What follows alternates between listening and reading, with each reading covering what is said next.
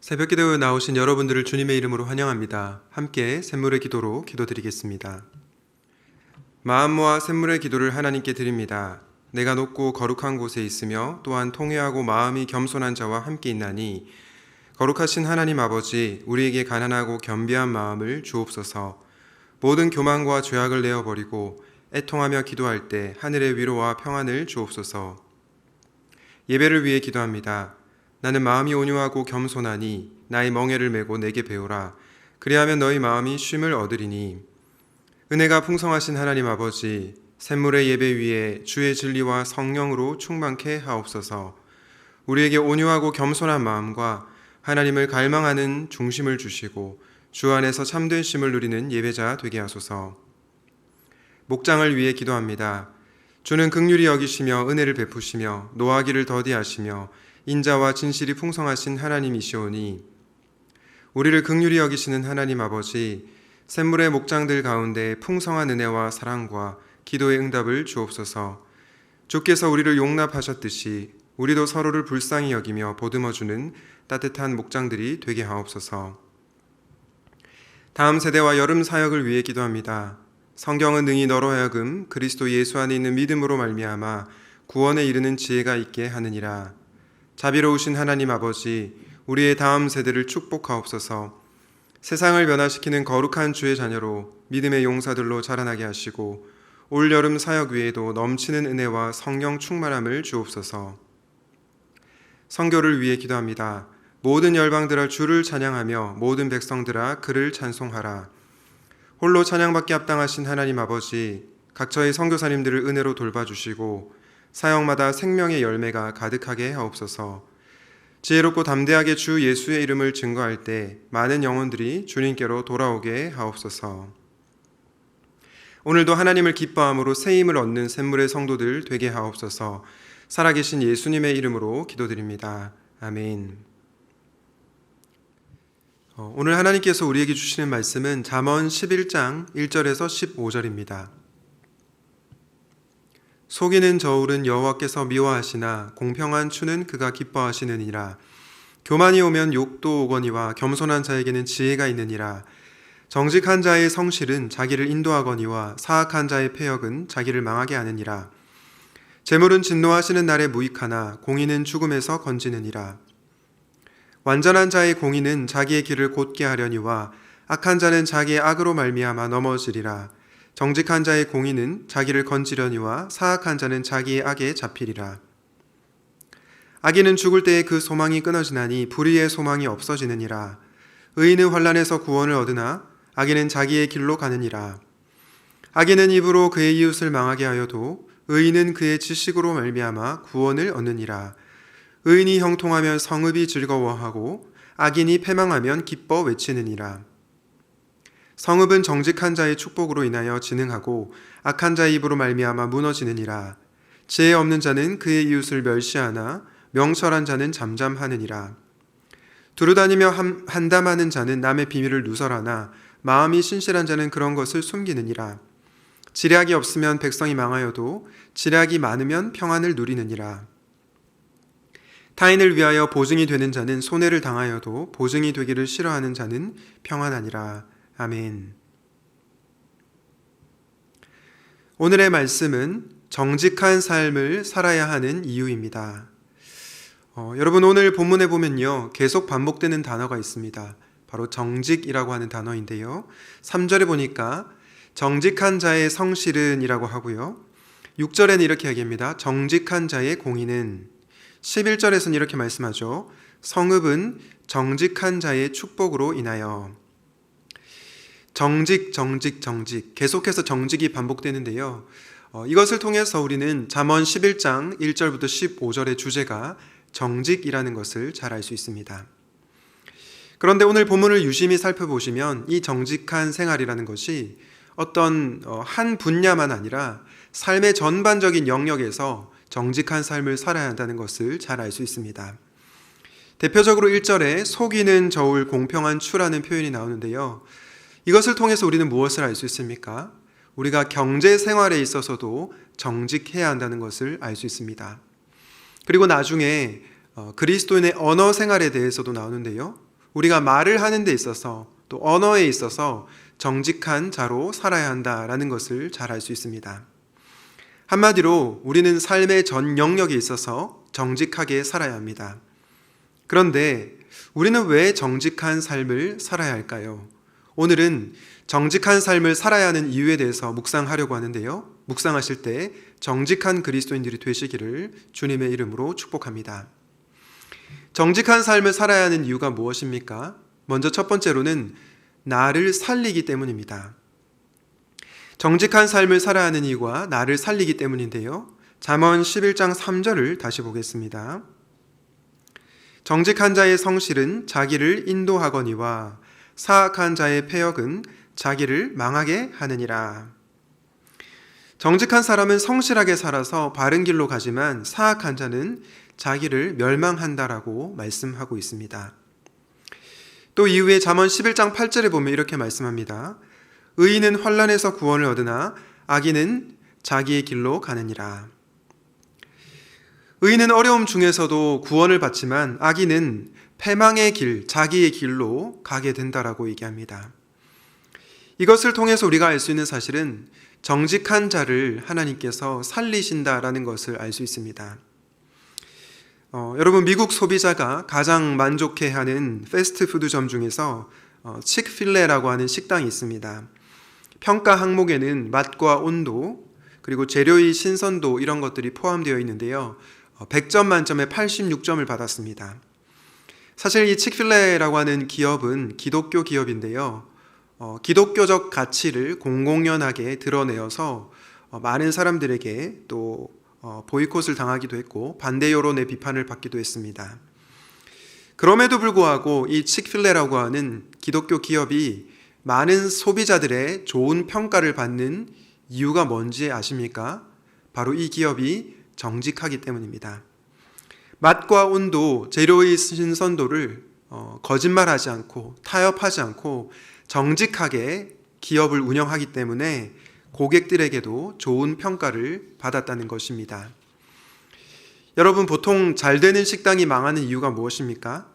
처음에는 정직하게 가게를 운영하다가 초심을 잃어버리기 때문이죠. 재료를 속이기도 하고 또 신선하지 못한 재료를 사용해서 고객들이 시간이 지나면 그것을 알게 됩니다. 그러면서 결국 그 기업은 망하게 되는 거죠. 사랑하는 여러분, 여러분들은 어떻습니까? 당장 눈앞의 이익 때문에 거짓을 행하고 있습니까?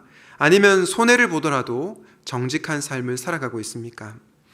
당장은 내가 손해를 좀 보는 것 같지만 정직이 나를 살립니다. 그것을 기억하시고 정직한 그리스도인들이 되시기를 주님의 이름으로 축복합니다.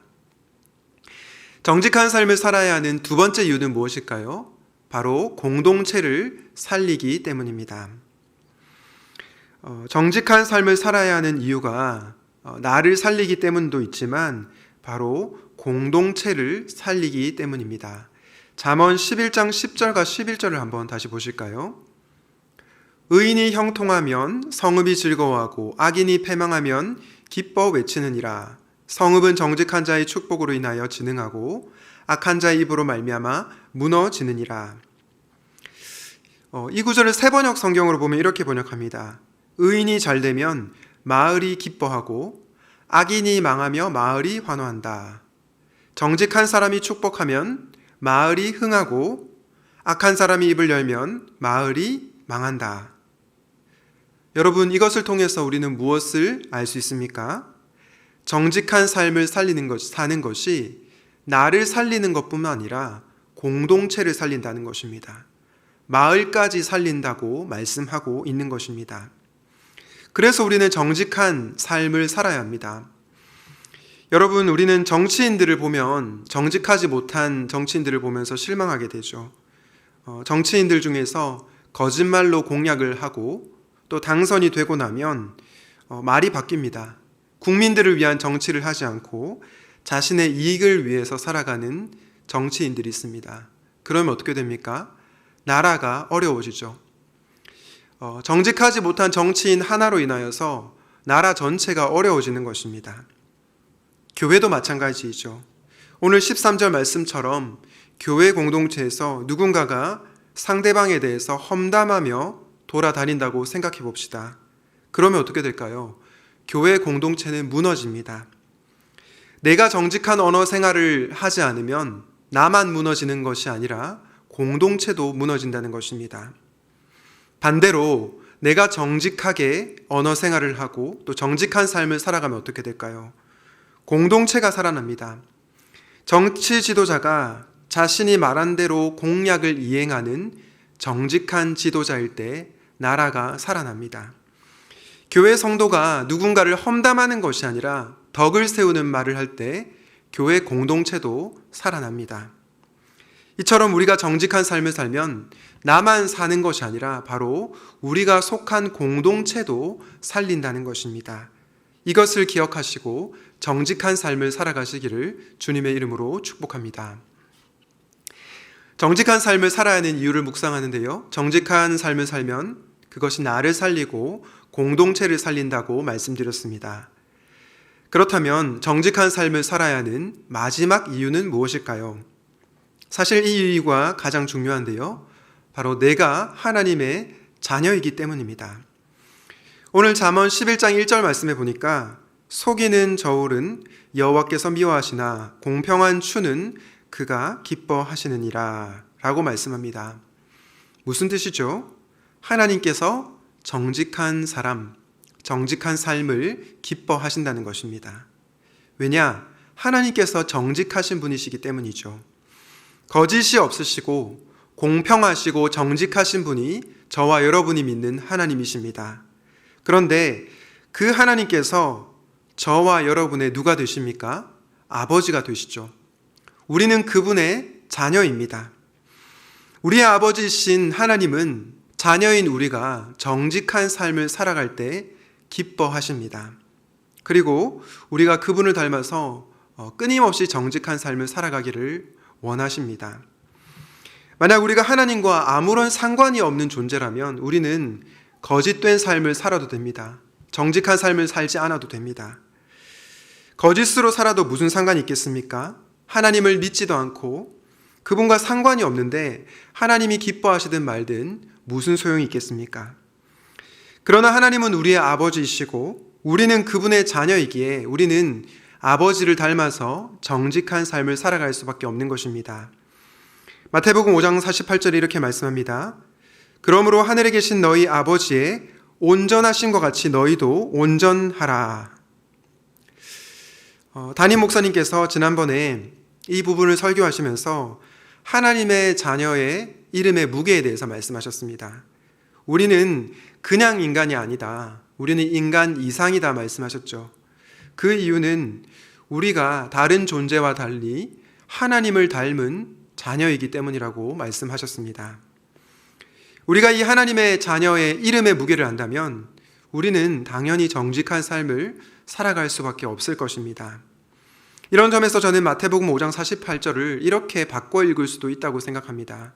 그러므로 하늘에 계신 너희 아버지의 정직하심과 같이 너희도 정직하라. 여러분, 우리가 정직한 삶을 살아야 하는 이유는 그것이 나를 살리기 때문이고 공동체를 살리기 때문인 이유도 있지만 그보다 더 본질적인 이유가 있습니다. 그게 무엇입니까? 바로 저와 여러분이 하나님의 자녀라는 사실입니다. 저는 우리의 존재가 행위를 결정짓는다고 믿습니다. 우리의 정체성이 우리의 삶을 결정한다고 믿습니다. 사랑하는 여러분, 저와 여러분은 존귀하신 그리고 정직하신 하나님의 자녀입니다. 하나님의 자녀라는 정체성을 결코 잊지 마시고 일상의 삶 가운데서 정직한 삶을 살아가시기를 주님의 이름으로 축복합니다. 말씀을 맺겠습니다. 오늘은 정직한 삶을 살아야 하는 이유를 묵상했는데요. 그 이유는 정직한 삶을 살게 되면 나와 공동체를 살리기 때문이라고 말씀드렸습니다. 그리고 그것보다 더 본질적인 이유는 저와 여러분이 정직하신 하나님의 자녀이기 때문이라고 말씀드렸습니다. 바라기는 자녀의 기쁨을 누리시고 정직한 주의 자녀답게 살아가시기를 주님의 이름으로 축원드립니다. 아멘. 오늘 말씀을 기억하면서 이렇게 기도합시다. 내가 하나님의 자녀임을 기억하고 정직한 삶을 살게 하여 주시옵소서. 그리고 그것을 통해서 나도 살고 공동체도 살아나는 역사가 있게 하여 주시옵소서. 코로나 가운데서도 우리 성도님들의 건강을 지켜주시고 여름 성경학교와 수련회가 안전하고 은혜롭게 진행될 수 있도록 기도해 주시고 각자의 기도 제목으로 기도하시겠습니다.